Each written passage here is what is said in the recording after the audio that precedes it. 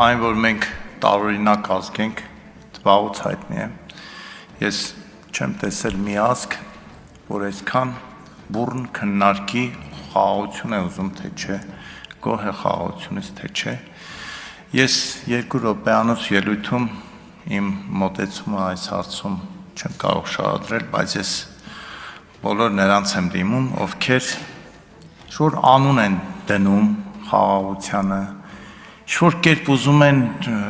մարդկանց մոտ ներշնչել, որ սա խաղաղություն չի։ Ես ասեմ, իսկ դուք հեչ եղել եք բանակում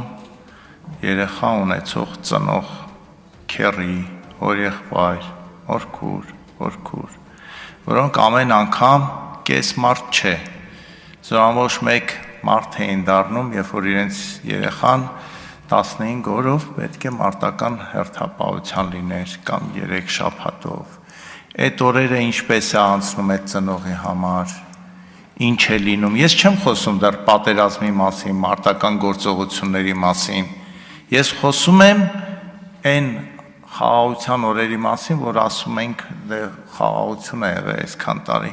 Այդ մարդկանց հոգեվիճակը, առողջությունը, բա ձեր կարծիքով այսքան շատ ուռուցքային հիվանդություններ, սիրտ-անոթային հիվանդություններ որտեղից են։